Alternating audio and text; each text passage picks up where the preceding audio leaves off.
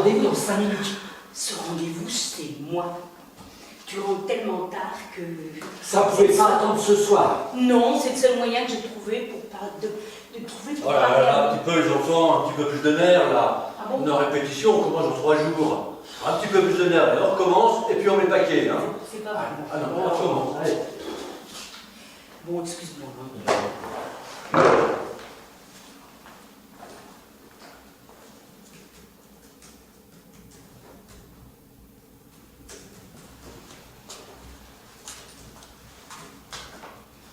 Surprise! Toi, mais qu'est-ce que tu fais là? J'ai un rendez-vous dans 5 minutes. Eh ben, ce rendez-vous, c'est moi. Ça peut pas attendre ce soir. Non, c'est le seul moyen que j'ai trouvé pour parler à mon commandeur chéri. Et puis tu rentres tellement tard que les enfants vont même plus savoir à quoi tu ressembles. Heureusement qu'il y a la webcam pour dire coucou papa. Quand t'exagères, toi, carrément. Dis donc, c'est que je connaissais pas ton nouveau bureau. Oh, là, je sais. PDG, hein. Tu m'as dit PDG, voilà. Quelle vue. Et puis dis donc, beau, hein. C'est... Bah ouais, je bosse. Bah, je comprends que tu passes ton temps ici, hein. Et... Voilà, c'est quoi ça? C'est Elena. suppositoire. C'est pas une suppositoire, c'est une box. Box. Elena. Bah, c'est-à-dire que... Attends, je vais te montrer. Tu vas voir un petit peu ce que je fais ici. Elena, tu peux imprimer le dossier la semaine dernière. Oh là là, ça marche là. Elena, tu peux répondre au téléphone. C'est de la technologie. Eh ben moi, tu peux pas me la mettre, la technologie, à la maison. Elena, faites le ménage. Elena, faites le repassage. Elena, faites la cuisine. Rends-moi ça, merci. Bon, sérieusement, j'étais venue parce que, une chose très importante, je ne trouve plus les albums photos. Depuis qu'on a déménagé, impossible de mettre la main dessus. Tu me déranges en plein boulot pour des albums photos. C'est ça l'important. Mais bien sûr que c'est important parce qu'on veut faire une rétrospective de toute ta vie, de la famille, de zéro à maintenant. Enfin, ça, c'est ta mère qui m'a demandé ça. Et je ne trouve plus les albums photos. Et puis, c'est pour tes 40 ans. Tu sais très bien que je m'en moque. Oui, mais peut-être, mais nous, ça fait plus de 6 mois qu'on a réservé les endroits, le traiteur, la musique, les amis, les copains, tout le monde, donc voilà. Donc, j'étais à la cave, je n'ai pas trouvé les albums photos, mais figure-toi que je suis tombée sur un truc, ton vieux sac de sport, noir, avec une virgule. Je m'en souviens pas. Tu te souviens pas? Non. Du temps que tu faisais du sport sans arrêt. Bah t'as l'Alzheimer précoce, hein, mon chéri. Bon, et ben, figure-toi que j'allais jeter ce sac complètement déchiré. Figure-toi que j'ai trouvé. Tu fouilles dans mes affaires maintenant. Non, je ne fouille pas dans tes affaires. Et je te signale, mon chéri, qu'on est mariés sous le régime de la communauté. Ah. Donc, figure-toi que j'ai trouvé un paquet cadeau. Et puis, il y avait même un petit mot. Au plus joli lapin rose de mes vendredis soirs. Bon, ça, j'ai pas bien compris parce que lapin... Mais figure-toi qu'à force de le garder, j'ai pensé que c'était un cadeau pour moi, même si mon anniversaire c'est dans 8 mois, mais figure-toi que j'ai trouvé ça. Des bracelets en fourrure, c'est pas joli ça. Oh, là, j'en ai toujours rêvé, moi, des bracelets en fourrure rose. Eh ben écoute, tu sais quoi, ça m'a donné une idée. Parce que là, on est là tout seul. Oui. Est-ce que... T'es devenue folle? Mais non. Allez, mon chéri. Allez. On va les essayer. Allez, arrête, tu vas te faire mal. Arrête. Calme-toi, tu vas te faire mal. Arrête. Mais arrête, tu vas te faire mal. Et maintenant, laisse-moi. Oh, on peut s'amuser un petit peu quand même. Allez, et arrête de crier, s'il te plaît. Oh, c'est trop rigolo, ça. Détache-toi. Détache-moi. Pourquoi? Il y a des clés pour les bracelets? Donne-moi les clés. Donne-moi les clés. Viens les chercher. Détache-moi. Oh, arrête de crier. Attends, excuse-moi. Oh. Oui, oui, Chantal. Oh non, Chantal, excusez-moi. Non, non, non. Rien de grave. Ne vous inquiétez pas. Monsieur va bien. On discute de choses de famille et puis ça l'énerve un peu. Alors, maintenant. Vous savez que c'est un week-end prolongé de 3 jours. Et monsieur vous donne votre après-midi, Chantal. Oh, si, vous inquiétez pas, vous avez besoin d'aller le voir. Il vous donne votre après-midi.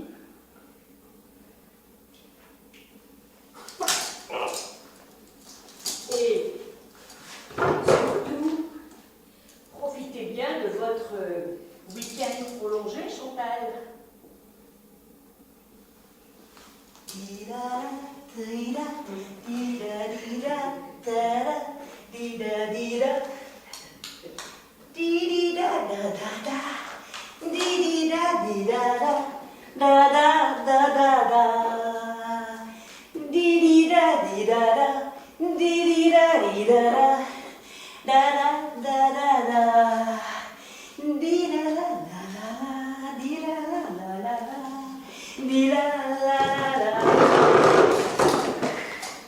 Eh ben, on n'est pas bien là tous les deux. Est-ce qu'on n'est pas bien là tous les deux? Allez, mon chéri, on peut s'amuser un peu quand même. Détache-moi. Oh là là, ce que c'est psychorigide, les PDG. Oh, ah ben écoute, j'ai une idée.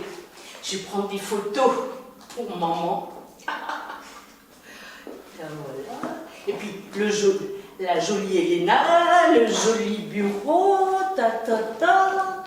Et puis on va faire des selfies. Oh, on fait des selfies. Allez, rigole. Oh non, fais pas la tête. Allez, tac, tac. Oh ben ça va être super pour l'album photo. Hein. Eh ben, je vais les envoyer à Gisou, maman Gisèle. Maman Gisèle. Et envoyer. Oh, mais là. Oh là, mais c'est que. Là, je peux plus rester. Ta tablette. Faut que j'aille chercher les enfants. Tu sais que là, c'est la sortie d'école et puis il faut que je m'en occupe. Ma tablette. Non, parce que ne crie pas. Et puis de toute façon, tu vas pas rester longtemps tout seul, hein. Ta mère arrive dans 10 minutes. Ma mère? Mais pourquoi ma mère? Mais on est bien vendredi. C'est bien tous les vendredis que tu l'emmènes dîner. Ta mère! Bisous, lapin rose! Chantal! Ah, bien, c'était mieux. Ah, c'était mieux les enfants, c'était mieux. C'était énergique, on a sorti le ton, c'était bien. Chantal peut venir. Ok. Ouais, c'était mieux. Moi, j'ai pas trouvé ça terrible. Et de toute façon, on a encore des répétitions. Bon, ça va aller, on va s'améliorer, c'est bon. On est sur la bonne voie. C'est bon. C'est toujours pareil, avec toi, c'est toujours eux que c'est les meilleurs. Bon, alors maintenant, c'est là que je sais. Quel programme? Programme. Oui, mais je crois que c'est Je sais comme je sais. C'est toi qui devais commencer. Hein. Ah ouais, Toi, toujours. Mais c'est toi qui Toujours fais tu parles. le- Toujours il parle, lui, alors. Allez, Qu'est-ce que tu mets? Ouais. Puis il y a la pêche à la baleine. Ah, pêcher à la baleine. Puis il y a qu'un de pas à la baleine. Il y a pas longtemps. Attention, pêcher à la baleine, parce que la baleine c'est bizarre. Ouais. Allez, Pêche. on t'écoute. Pêcher à la baleine. Et raconter ça ça. À la pêche à la baleine! À la pêche à la baleine! Crie le père d'une voix courroucée à son fils, Prosper, sous l'armoire allongée. À la pêche à la baleine, tu ne veux pas y aller? Et pourquoi donc? Et pourquoi donc que j'irai pêcher une bête qui m'a rien fait, papa? Oh, va la pêper et va la pêcher toi-même puisque ça te plaît. J'aime mieux rester à la maison avec ma pauvre mère et le cousin Gaston. Alors, dans sa baleinière, le père tout seul s'en est allé sur la mer démontée. Voilà le père sur la mer, voilà le fils à la maison, voilà la baleine en colère, et voilà le cousin Gaston qui renverse la soupière. La soupière au bouillon, la mer était mauvaise, la soupe était bonne. Et voilà sur sa chaise, Prosper qui se désole. Oh, à la pêche à la baleine, je ne suis pas allé. Et pourquoi donc je n'y ai pas été? Peut-être on l'aurait attrapé, alors j'aurais pu en manger. Mais voilà la porte qui s'ouvre, et ruisselant d'eau, le père apparaît hors d'haleine, tenant la baleine sur son dos. Il jette l'animal sur la table. Une belle baleine aux yeux bleus, une bête comme on n'en voit plus, et dit d'une voix lamentable, dépêchez-vous de la dépecer, j'ai faim, j'ai soif, je veux manger. Mais voilà Prosper qui se lève, et regardant son père dans le blanc des yeux, dans le blanc des yeux bleus de son père, bleus comme ceux de la baleine aux yeux bleus. Oh, et pourquoi donc je dépecerai une bête qui m'a rien fait? Tant pis, j'abandonne ma part. Et il jette le couteau par terre. Mais la baleine s'en empare, et se précipitant sur le père, elle le transperce de père en part. Ah! Ah! Crie le cousin Gaston. Ça me rappelle la chasse aux papillons. Et voilà Prosper qui prépare les faire-part.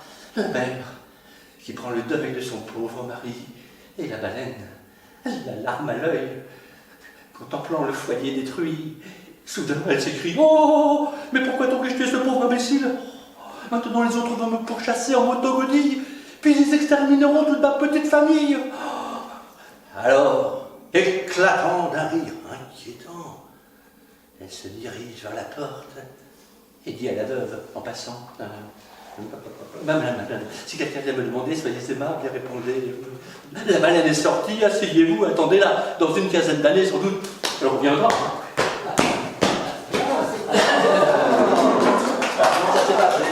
C'est ce qu'on m'a raconté. C'est bien. Imagé, c'est sympa. Oui, c'est imagé, oui. Je sais, pas je sais.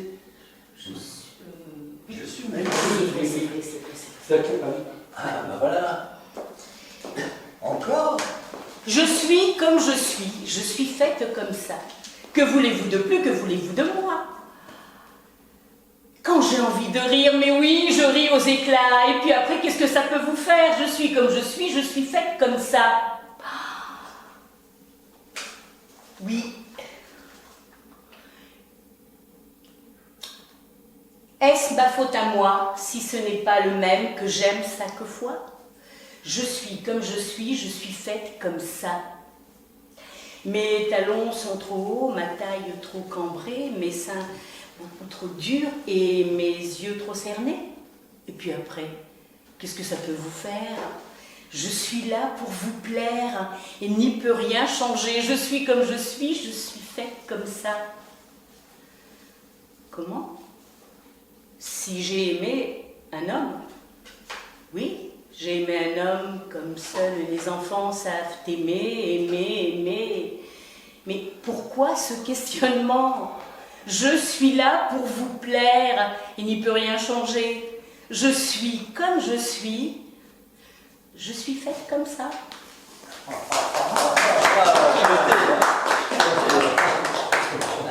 Tu as dit, ça me fait pas. Ça fait, oui. Ça me fait penser que moi aussi je vais jouer. Oh, bah, Bon, d'accord. je vais te faire le maître et le renard de Monsieur du Corbeau. D'accord.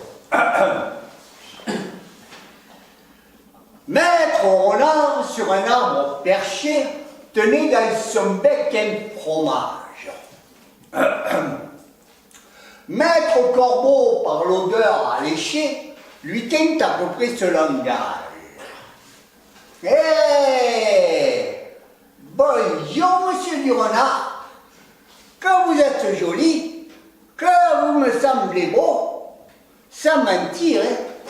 Si votre ramage se rapporte à votre plumage, vous êtes le phénix des hôtes de ces bois. À ces mots, le renard ne se sent pas de joie. Et pour montrer sa belle voix, elle ouvre un large bec et laisse tomber sa proie. Le corbeau s'en saisit et dit: mon bon monsieur, apprenez que tout flatteur vit aux dépens de celui qui l'écoute. Cette leçon, ou bien un fromage sans doute. Oh, le renard honteux et confus jura, mais un peu tard, qu'on ne les prendrait plus. Hein. Alors là, t'as vu, hein, comme ça. Belle version, belle version. Alors, tu as fait mieux. Non, là. Ah, t'es malade, pas C'est mieux. ça que je te dis, Hein? au restaurant, puis après je demande des cuisses de grenouille. Et c'est ce qu'ils disent? Non. Ils disent non, nous on mange des cuisses de crapaud. Oh. Ouais, bah moi j'étais étonné, j'ai goûté. Eh ben c'est pas mauvais. Ah oui. Pas mauvais. Bon Dieu. Que savons-nous? Qui donc connaît le fond des choses? Le couchant rayonnait dans les nuages roses. C'était à la fin d'un jour d'orage, et l'Occident changeait l'ondée en flammes, en son brasier ardent. Près d'une ornière, au bord d'une flaque de pluie, un crapaud regardait le ciel. Bête éblouie, grave, il songeait. L'horreur contemplait la splendeur. Pourquoi la souffrance et pourquoi la laideur? L'eau miroitait, mêlée dans l'herbe dans l'ornière. Le soir se déployait ainsi qu'une bannière. L'oiseau baissait la voix dans le jour affaibli. Tout s'apaisait dans l'air, dans l'onde. Et plein d'oubli, le crapaud, sans effroi, sans honte, sans colère, doux, regardait la grande auréole solaire. Un homme qui passait vit la hideuse bête, et frémissant lui mit son talon sur la tête. C'était un prêtre ayant un livre qu'il lisait. Puis une femme, une fleur au corset, vint lui creva l'œil du bout de son ombrelle. Et le prêtre était vieux, et la femme était belle. Vinrent 4 écoliers, sereins comme le ciel. J'étais enfant, j'étais petit, j'étais cruel. Tout homme sur la terre où l'âme est asservie peut commencer ainsi le récit de sa vie. On a le jeu, l'ivresse, l'aube dans les yeux, on a sa mère, on est des écoliers joyeux, que faire? Sinon de torturer quelque être malheureux. Le crapaud se sauvait au fond du chemin creux. C'était l'heure où dans les champs, les profondeurs s'azurent. Fauve, il cherchait la nuit. Les enfants l'aperçurent et crièrent « Oh, tuons ce vilain animal, et puisqu'il est bien laid, faisons-lui bien du mal !» Et chacun d'eux riant, l'enfant rit quand il tue, se mit à le piquer d'une branche pointue, élargissant les trous de l'œil crevé, blessant les blessures. Ravi, applaudi du passant, car le passant riait. Et l'ombre sépulcrale couvrait ce noir martyr qui n'a même pas un rôle. Et le sang affreux a de toutes parts coulé sur ce pauvre être, ayant pour crime d'être laid. Il fuyait, il avait une patte arrachée. Un enfant le frappait de sa pelle ébréchée. Oh, son front saignait, son œil pendait. Dans le genêt et la ronce effroyable à voir, il cheminait. On eût dit qu'il sortait de quelque affreuse serre. Oh, la sombre action empirait la misère. Il put échapper glissant le long des haies. L'ornière était béante, il traîna ses plaies, lavant la cruauté de l'homme en cette boue. Et les enfants, avec le printemps sur les joues, blonds, charmants, ne s'étaient jamais tant divertis. Tous parlaient à la fois. Les grands et petits criaient « Viens voir Pierre, viens voir Michel, viens voir Pierre. On va pour l'achever, prendre une grosse pierre. » Un des enfants revint avec un gros pavé pesant, mais pour le mal aisément soulevé. Vous allez voir comment ça va faire. Or, à ce même instant, juste à ce point du jour, le hasard menait un chariot très lourd, tiré par un vieux âne, maigre, éclopé et sourd. Cet âne, harassé, boiteux, lamentable, après 2 jours de marche approchait de l'étable. Il tirait une charrette et portait un panier. Chaque pas qu'il faisait semblait l'avant-dernier. Il avait dans les yeux, voilés d'une vapeur, cette stupidité qui est peut-être stupeur. Et l'ornière était creuse, et si pleine de boue, et d'un versant si dur, que chaque tour de roue était comme un lugubre, aérode, arrachement. Et l'âne allait geignant, et l'ânier blasphémant. La route descendait et poussait la bourrique. L'âne songeait, passif, sous le fouet, sous la trique, dans une profondeur où l'homme ne va pas. Les enfants, entendant et la roue le pas, se tournèrent alors et virent la charrette. Oh, ne mets pas le pavé sur le crapaud. Non. La voiture descend et va passer dessus. C'est bien plus amusant, je crois. Tous regardaient. Soudain, avançant dans l'ornière où le monstre attendait sa torture dernière, l'âne vit le crapaud et, triste, hélas, penché sur un plus triste, il sembla le flairer avec sa tête basse, se força, se damnait, ce patient fit grâce. Il rassembla sa force éteinte et, roidissant sa chaîne et son licou sur ses muscles en sang, résistant à l'ânier qui criait « Avance !»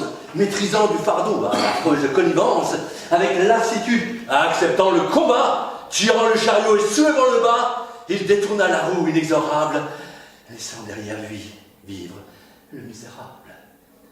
Puis, sous un coup de fouet, il reprit son chemin. Alors, lâchant la pierre, échappée à sa main, un des enfants, celui qui compte cette histoire, sous la voûte infinie, à la fois bleue et noire, entendit une voix qui lui disait « Laisse-le vivre, sois bon ». Ah ouais, ça, Et c'est bien parlé. là, devant, t'as Moi, j'ai un truc aussi. Après le crapaud, je sais pas ce Oh, que j'ai toi, t'as un truc. Un nouveau? Ouais, enfin, un truc que j'avais. Ouais, ça, j'attends de voir. Ouais. Oh bah écoute. Parce que, alors, toi, si t'as un truc. Oh, attends, j'attends un peu. Marino, elle doit m'appeler parce que je crois qu'elle est pas bien. Mais je vais prendre mon portable. D'accord. Vas-y, Bon, j'y vas-y. vais. Braves gens, prenez garde aux choses que vous dites. Tout peut sortir d'un mot qu'en passant vous perdez. Tout. La haine et le deuil. Et ne m'objectez pas que vos amis sont sûrs et que vous parlez bas. Écoutez bien ceci. Tête à tête, en pantoufles, porte close, chez vous, sans un témoin qui souffle, vous dites à l'oreille au plus mystérieux de vos amis de cœur, ou si vous préférez, vous murmurez tout seul, croyant presque vous taire, dans le fond d'une cave à 30 pieds sous terre, un mot désagréable à quelque individu. Ce mot que vous croyez qu'on n'a pas entendu, que vous disiez si bas dans un lieu sourd et sombre, court à peine lâché, part, bondit, sans remords. Tenez, il est dehors. Il connaît son chemin. Il marche, il a 2 pieds, un bâton à la main, de bons souliers ferrés, un passeport en règle. Au besoin, il prendrait des ailes comme l'aigle. Il vous échappe, il fuit. Rien ne l'arrêtera. Il suit le quai, franchit la place, etc. Passe l'eau sans bâton à la saison des crues et va, tout à travers un dédale de rue, droit chez le citoyen dont vous avez parlé. Il sait le numéro, l'étage, il a la clé. Il monte l'escalier, ouvre la porte, passe, entre, arrive, et, railleur, regardant l'homme en face, lui dit « Me voici, je sors de la bouche d'un tel. » Et c'est fait, vous avez une limite mortelle. Bien, je ne connaissais pas. Ouais, bon, ouais. Un petit peu de musique maintenant. Ouais. Ouais, il faut de la musique. Un peu de musique. Ça donne un peu de... Moi, je joue du violon, disait l'un. Moi, de la flûte, disait l'autre. Moi, de l'harpe, moi, de la crécelle, moi, du violoncelle, moi, de la guitare. Ainsi, les uns et les autres parlaient de ce qu'ils jouaient, et personne ne jouait. Mais un homme dans un coin se taisait. Et de quel instrument jouez-vous, monsieur, qui vous taisez et qui ne dites rien? Demandèrent les musiciens. Moi, je joue de l'orgue de Barbarie. Et je joue du couteau aussi, dit l'homme qui jusqu'ici n'avait absolument rien dit. Puis, il s'avança, le couteau à la main, et il tua tous les musiciens. Et il joua de l'orgue de Barbarie. Et sa musique était si vraie, si jolie, si vivante, que la petite fille du maître de maison sortit de sous le piano où elle s'était couchée, endormie par l'ennui. Et elle dit « Ah, moi j'ai joué à la balle au chasseur, j'ai joué avec un seau, j'ai joué avec une pelle, j'ai joué au docteur, j'ai joué avec mon petit frère, j'ai joué au ballon, j'ai joué avec ma petite sœur, mais maintenant c'est fini. Fini. Maintenant, je veux jouer de l'orgue de Barbarie. Et je veux jouer à l'assassin aussi. » Et l'homme prit la petite fille par la main, et ils s'en allèrent dans les villes, dans les maisons, dans les jardins, et ils tuèrent le plus de monde possible. Après quoi, ils se marièrent, et ils eurent beaucoup d'enfants. Ils eurent beaucoup d'enfants, oui, mais le premier a pris le violon, le deuxième le banjo, le troisième les crécelles, le quatrième les guitares, et ils se mirent à parler. On n'entendit plus la musique, et tout fut à recommencer. C'est bien amusant. C'est bien amusant. Les gens ne comprennent pas. C'est pas Molière qui aurait fait ça. Ah, non, c'est vrai. On devait pas faire un hommage à Molière. Eh ouais, Molière, 400 ans. 400 ans. 400 ans de Molière. Alors là, Qui c'est qui va faire? je vous l'appelle derrière l'horizon. Qui c'est qui le... Ah, c'est toi qui as été choisi. Ah, mais non, toi. non. Molière. Le casting. Bon. Oh voilà! Oh voilà! Ah l'assassin! Oh meurtrier! On m'a dérobé mon argent. Mais qui est-ce? Où est-il? Que se passe-t-il? Que ferais-je pour le trouver? Ou courir? Ou ne pas courir? Ah ben, et c'est le point-là.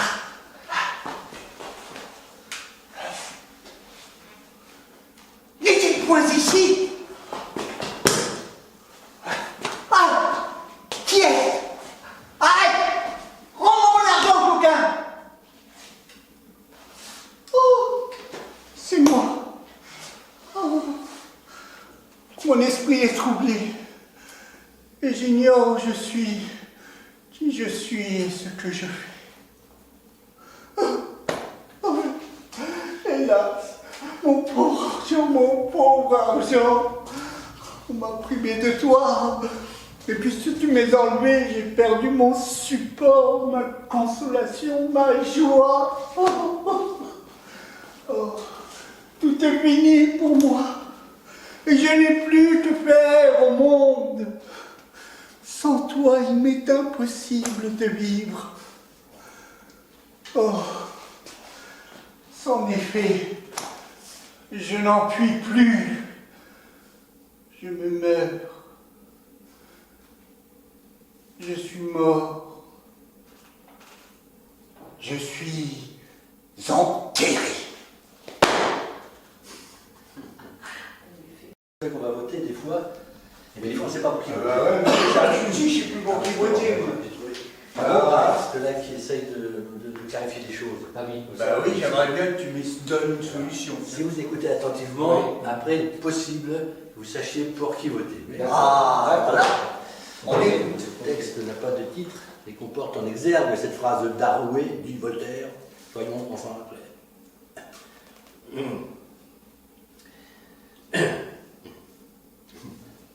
Les Ouménés de Bonada ont pour désagréables voisins les Niposes de Pommédée.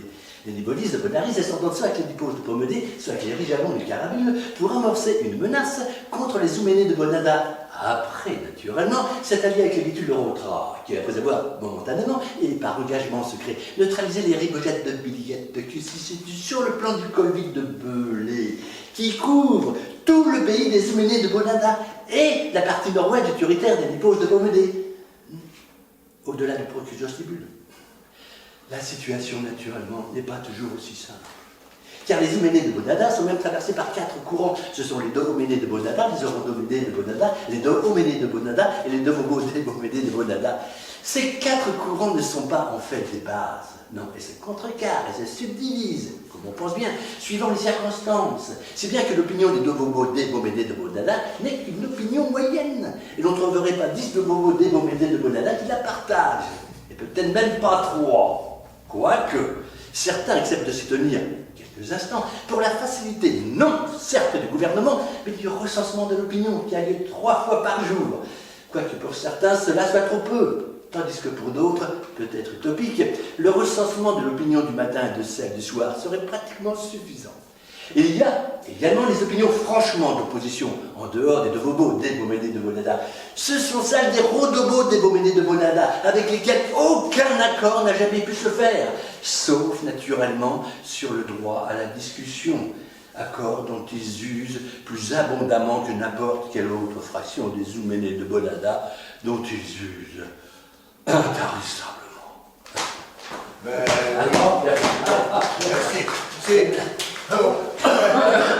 C'est ça, c'est anti-voting. Du coup, j'ai pas une bonne nouvelle parce que Marie-Noël, elle est à Faune et elle peut pas venir. Ah mince. Et alors donc dans 8 jours, je sais pas, en tout cas là les répètes, elle peut pas. Ah mince. Alors, bah oui, mais ça, C'est embêtant. ça coupe un peu ce qu'elle devait faire Cocteau. Bah là, oui, parce qu'elle devait normalement elle devait faire. Ah mince alors. Eh ben, moi je sais pas. Bon, ben écoute, Vas-y, essaie de faire elle a envoyé un recommandé. Je fais. Vas-y. J'y vais. Ouais, oh, si tu veux. Ah oui, oui. Bah oui. Ou alors, oui, d'accord, alors. Ou alors tu y vas. Bon, un capella, là. Non, moi je sais, je veux y aller. Oui, tu peux y aller. Ouais. Bah ouais, mais la seule D'accord. chose que j'avais un petit peu préparée pour mon tour de chant, Ça c'est marche ma pas. chanson. Oui, d'accord. Et maintenant, bon écoutez, je vais voir si je trouve la musique, parce que du coup c'est un peu... Ah ben nous on fera la musique derrière, on habitude. si je trouve la musique, je fais a cappella, mais si je trouve la musique, je regarde, hein, doucement. Ben vas-y, regarde en même temps. Bon alors, qu'est-ce que ça fait, toi, hier, ça? Moi j'ai rien. Ah. J'ai rien fait.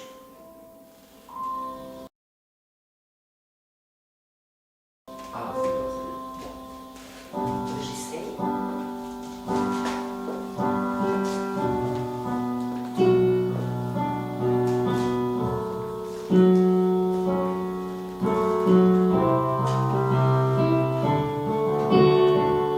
Je suis venue te dire que je m'en vais. Et tes larmes n'y pourront rien changer. Comme d'ici bien Verlaine au vent mauvais. Je suis venue te dire que je m'en vais. Tu te souviens des jours heureux et tu pleures. Tu suffoques, tu gémis à présent, car ce n'est l'heure. Les adieux à jamais, oui, je suis au regret. Te dire que je m'en vais, mais je t'aimais, oui, mais je suis venue te dire que je m'en vais. Et tes larmes n'y pourront rien changer. Comme d'ici bien Verlaine au vent mauvais. Je suis venue te dire que je m'en vais. Tu te souviens des jours anciens et tu pleures. Tu suffoques, tu gémis à présent, car ce n'est l'heure.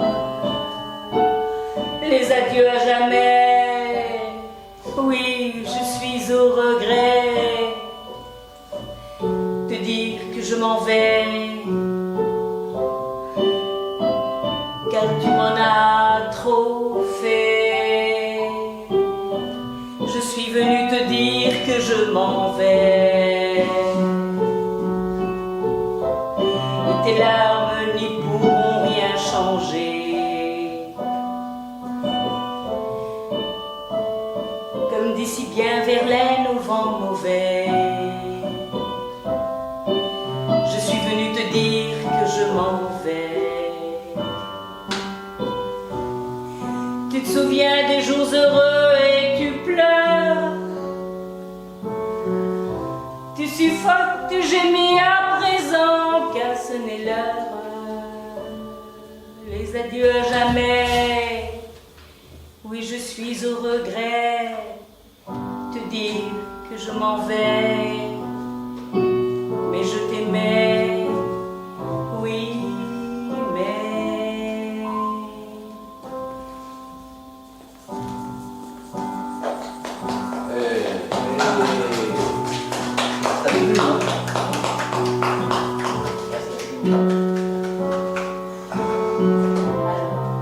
Oui, maintenant c'est notre ami. Ça t'est légal, le metteur en scène. Mais je crois que c'est plus? Oui. On garde. Elle est où la pianiste? Il est joli.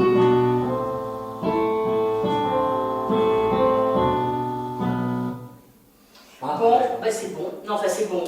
c'est bon. Travailler quand même. Ah bah, on va mettre derrière. Vivian. Et alors? Bon alors, Bah, Ria, moi j'ai un truc, mais pour le T'as pas de musique? Bah, j'ai pas eu d'accompagnement. bah, t'as pas là? A cappella, je vais le faire à cappella. A cappella. Allez, chiche. Hein, je vais le faire à cappella parce que voilà, j'ai pas eu la musique. Chiche, et puis si c'est bien, ben, on viendra t'accompagner. Ça veut dire comme à la chapelle. Ok.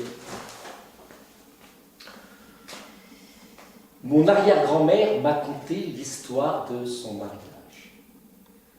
C'est un beau roman du temps passé qui débuta par un beau voyage. En ce temps-là, pour aller loin, on connaissait à peine le train. Et l'on trouvait déjà bien beau la voiture et les chevaux. La petite diligence sur les beaux chemins de France s'en allait en capotant, voyageurs toujours contents. Il y avait un vieux notaire, un curé et son bréviaire, une fille à marier, un monsieur très distingué. Le notaire dormait, le curé priait, et la belle rougissait en silence. Le monsieur parlait et lui récitait des rondeaux et des sonnets. La petite diligence sur les beaux chemins de France s'en allait en capotant par la pluie et le beau temps. Lorsque les chevaux, péniblement, avaient fait 30 kilomètres, à l'hostellerie de Cheval Blanc, on passait la nuit pour s'en remettre. Pour aller de Paris à Tours, il fallait bien au moins 8 jours. Évidemment, ça laissait le temps de se connaître amplement. La petite diligence sur les beaux chemins de France s'en allait en capotant, voyageurs toujours contents. Lorsque la côte était dure, il descendait de voiture et poussait allègrement, car c'était le règlement. Le ciel était bleu et le bon monsieur faisait des doux yeux à la belle, tandis que le curé se disait ça y est, c'est de là je vais les marier. La petite diligence sur les bons chemins de France s'arrêta et c'est notre roman d'amis. C'est toujours pareil en France, mis à part les diligences. Quand on veut se marier, il faut savoir voyager. Il faut savoir voyager. Le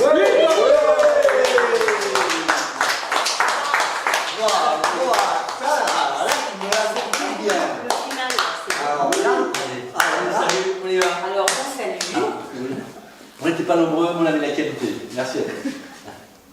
Merci à vous. Merci à vous d'être venus jusqu'ici. Merci. La photo, la photo. La photo, la photo. Ah oui, d'accord. Alors, bon, alors. La photo. Et là, nous vous remercions d'être venus à ce spectacle et de nous avoir écoutés, applaudis. En tout cas, merci à vous. C'était vraiment un plaisir de jouer devant vous. La photo. Allez. Merci à vous, la photo. C'est mieux. Rappelez-vous la photo. Voilà. La photo. Merci à vous. Merci, ciao. Bravo. Merci en tout cas. Parce que je sais que c'est beaucoup de travail. Ben, c'est que du travail. Tout à fait. Tout à fait. Toi, j'avais déjà vu des trucs. Oui, La je disais que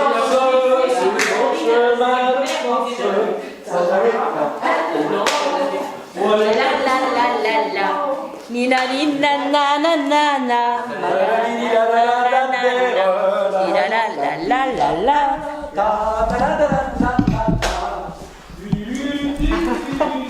Voilà. On les applaudit. Bah, en tout cas, restez avec nous parce que on va boire un verre ensemble. Voilà. Ah, mais c'est gentil, hein. À côté. On va ranger la table. On range les décors. Oui, on va tout ranger. On va tout ranger.